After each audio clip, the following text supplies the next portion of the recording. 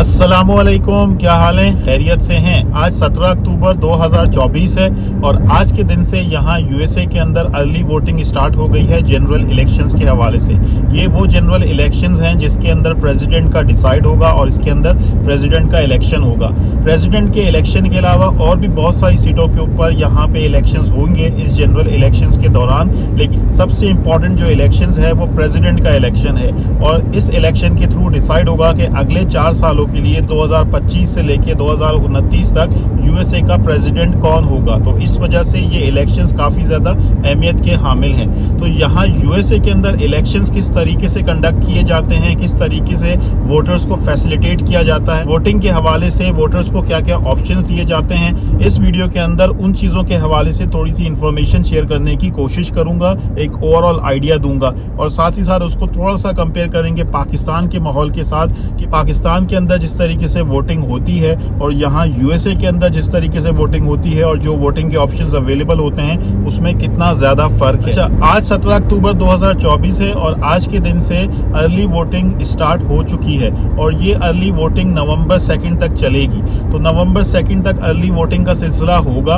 और इसके अलावा जो मेन डे है जिस दिन इलेक्शन होगा, जो इलेक्शन डे के तौर पे रखा जाता है, वो 5 नवंबर 2024 है और यहाँ यूएसए के अंदर हर 4 साल बाद इलेक्शन होते हैं प्रेसिडेंट के और इलेक्शन किस दिन होगा ये दिन फिक्स है, यानी नवंबर के महीने के अंदर जो उसका पहला ट्यूसडे आता है वो इलेक्शन डे होता है और उससे पहले अर्ली वोटिंग की जो डेट्स हैं वो डिसाइड की जाती हैं और उसके पहले अर्ली वोटिंग होती है। लेकिन इलेक्शन डे जो है वो फिक्स है, यानी उसका दिन फिक्स है, उसकी डेट फिक्स नहीं है। उसका दिन इस तरह से फिक्स है जैसे मैंने बताया, हर 4 साल बाद नवंबर के महीने के अंदर जो पहला ट्यूसडे आएगा वो इलेक्शन डे होगा। जैसे मिसाल के तौर पे अब 2028 के अंदर नवंबर के महीने के अंदर जो पहला ट्यूसडे होगा वो अगला इलेक्शन का डे होगा। तो इस तरीके से ये चीज़ें फिक्स होती हैं और इन चीज़ों के हवाले से काफ़ी ज़्यादा सर्टेनिटी है, अनलेस के अंटिल कोई बहुत बड़ा सानिया ना हो जाए, कोई इमरजेंसी ना हो जाए, कोई मसला ना हो जाए। अदरवाइज इन चीज़ों के हवाले से कोई अनसर्टेनिटी नहीं होती, जो कि पाकिस्तान से काफ़ी ज़्यादा मुख्तलिफ है। क्योंकि इसी साल 2024 के अंदर पाकिस्तान के अंदर भी आम इंतखाबात हुए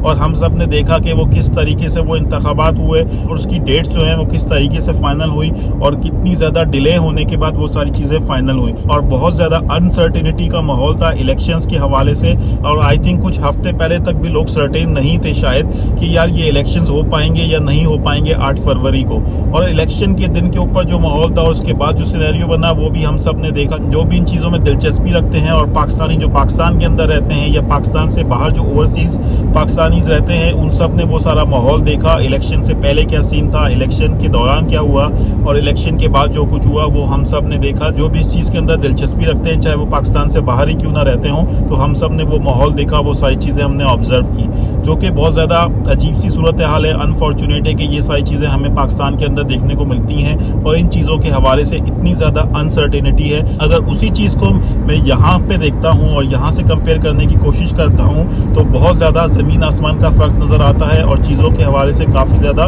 सर्टेनिटी नज़र आती है। यहाँ पे कोई उस तरह के कोई डाउट्स नहीं है या उस तरह का कोई माहौल, उस तरह के कोई मसाइल या इश्यूज़ यहाँ देखने को नहीं मिलते, जो कि काफ़ी अच्छी चीज़ है यहाँ के माहौल के हवाले से।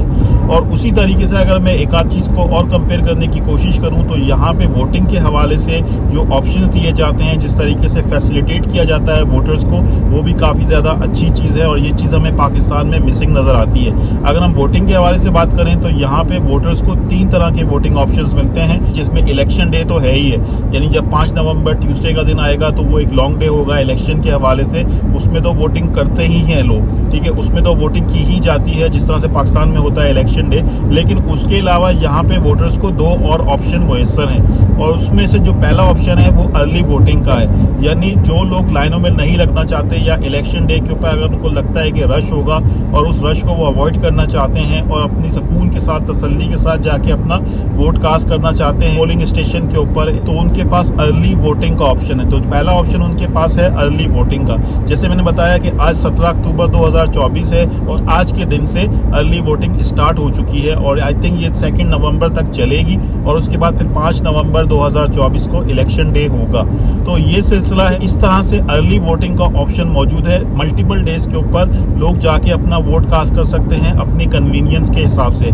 जिस दिन भी उनको आसानी हो, जिस दिन भी उनके पास मौका हो, जिस दिन भी उनको समझ में आए, वो जाके अपना वोट कास्ट कर सकते हैं इलेक्शन डे से पहले। और बहुत सारे लोग यहाँ पे ऐसे हैं जो अर्ली वोटिंग की फैसिलिटी को यूज करते हैं और अर्ली वोट कास्ट कर लेते हैं। और मैंने भी शायद एक आध दफा ये एक्सपीरियंस किया है और अर्ली वोट कास्ट किया है, क्योंकि ये एक अच्छी चीज है। आप अपनी कन्वीनियंस के हिसाब से, अगर आपने वीकेंड पे वोट डालना है तो वीकेंड पे भी शायद अर्ली वोटिंग का ऑप्शन मौजूद होता है, तो वीकेंड के ऊपर जाके भी वोट कास्ट किया जा सकता है। तो जो कि एक अच्छी चीज है और एक एक्स्ट्रा फैसिलिटी है, और इससे बहुत सारे वोटर्स को एनकरेज किया जाता है और जो आपका वोटर टर्न आउट है वो बहुत ज्यादा हो जाता है। अच्छा, ये तो हो गया अर्ली वोटिंग का ऑप्शन। इसके अलावा जो एक और ऑप्शन है वोटर के पास जो अवेलेबल होता है वो बाय मेल है।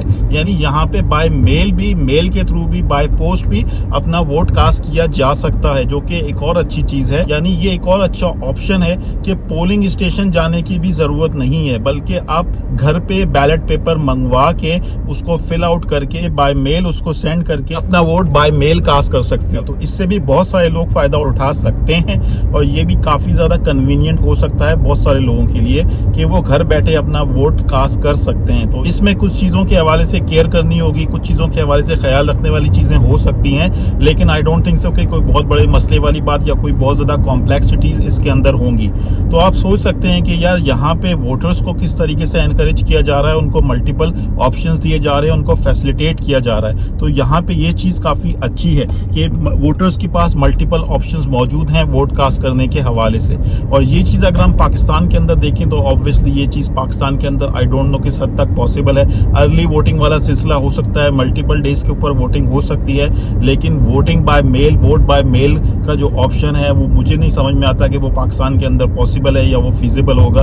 वैसे ही पाकिस्तान के अंदर रिगिंग के और धांधली के हवाले से बहुत ज्यादा मसाइल होते हैं, तो वोट बाय मेल की चीज तो पाकिस्तान के अंदर I don't think so Pakistan जैसे मुल्क के अंदर वोट बाय मेल की चीज पॉसिबल है। इसके अलावा अगर हम बात करें तो अर्ली वोटिंग का जो ऑप्शन है, अगर मल्टीपल डेज के ऊपर वोटिंग होती है और मल्टीपल पोलिंग स्टेशन सेटअप किए जाते हैं तो इसके थ्रू वोटर्स को फैसिलिटेट किया जा सकता है और वोटर्स टर्न आउट को बढ़ाया जा सकता है। लेकिन पाकिस्तान जैसे मुल्क के अंदर जहां पे इलेक्शन के ऊपर बहुत ज्यादा खर्चा होता है, ये भी एक सवालिया निशान है कि क्या ये चीज वाकई में प्रैक्टिकल है, क्या उसके लिए फंड्स अवेलेबल हैं पाकिस्तान जैसे मुल्क के पास। तो ये एक बहुत बड़ा सवालिया निशान है फंड्स के हवाले से, रिसोर्सेज के हवाले से, जो स्टाफ है उसकी अवेलेबिलिटी के हवाले से, कि एक इलेक्शन डे के ऊपर इलेक्शन करवाना बहुत ज्यादा मुश्किल हो जाता है पाकिस्तान जैसे मुल्क के अंदर। इलेक्शन कमीशन ऑफ पाकिस्तान के लिए तो क्या मल्टीपल डेज के ऊपर ये सेटअप किया जा सकता है या नहीं, बहुत मुश्किल ही नजर आता है। तो खैर ये मैंने कंपैरिजन के हवाले से कि यहाँ पे किस किस तरीके से फैसिलिटेट किया जाता है वोटर्स को और वोटिंग के हवाले से क्या क्या ऑप्शंस मौजूद हैं वोटर्स के पास यहाँ यूएसए के अंदर, उसके हवाले से मैंने एक ओवरऑल आइडिया और एक ओवरऑल इन्फॉर्मेशन शेयर करने की कोशिश की। So that's it from my side. ठीक है, thank you very much, goodbye, अल्लाह हाफिज।